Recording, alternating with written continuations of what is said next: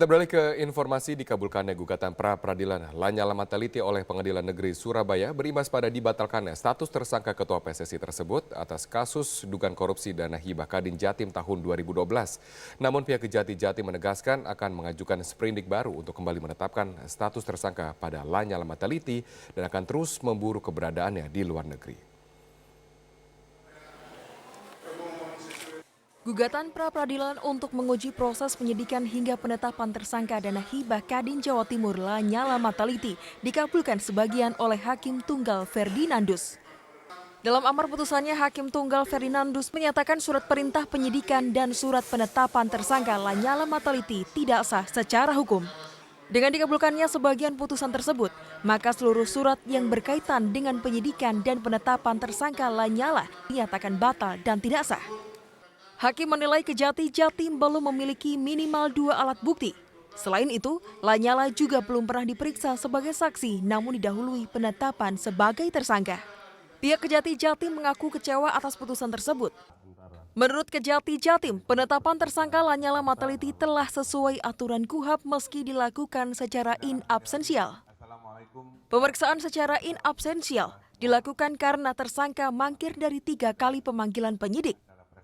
Dalam penetapan tersangka Lanyala, penyidik juga telah mengantongi 4 alat bukti baru. Di antaranya adanya pemalsuan kwitansi pengembalian kerugian negara yang dilakukan Lanyala Mataliti, di mana materai yang digunakan tahun 2014, sementara kwitansi pengembalian uang dibuat pada tahun 2012. Kami mengajukan bukti 59. Tidak ada satupun yang dipertimbangkan. 2 alat bukti yang diperoleh oleh penyidik itu diperoleh pada tanggal 14, yaitu keterangan dari Mandiri Sekundas, keterangan dari Bank Jatim, keterangan dari Pemprov Jawa Timur, kemudian keterangan dari ahli Peruli, itu diperoleh tanggal 14. Menanggapi putusan pra-peradilan Lanyala, Jaksa Agung Muda Tindak Pidana Khusus Kejagung, Arminsyah, menolak berkomentar banyak dan akan menunggu sikap Kejati Surabaya untuk memutuskan langkah selanjutnya. Itu kan masalah sikap terhadap putusan pra-peradilan. Nggak perlu tim sih, kita tunggu Kejati bersikap apa, nanti kita kasih petunjuk. Sementara Kepala Kejaksaan Tinggi Jawa Timur tidak mempermasalahkan dikabulkannya gugatan pra-peradilan Lanyala. Ia menegaskan akan mengeluarkan sprindik baru untuk kembali menetapkan Lanyala sebagai tersangka. Ya, batal kan saya bisa keluarkan sprindik besok langsung kan, saya tetapkan aja tersangka baru kan selesai. Apa susahnya?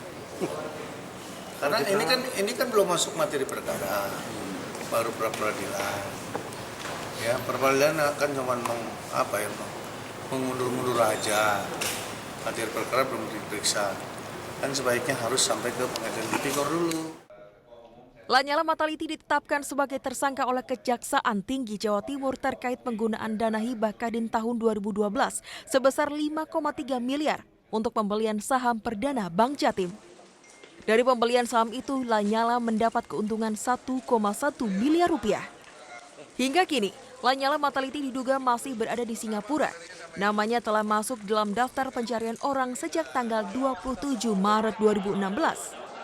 Pihak Kejati Jatim masih melakukan upaya penangkapan Lanyala dengan koordinasi Kejaksaan Agung dan dibantu oleh Interpol, KPK, Mabes Polri, dan Polda Jatim.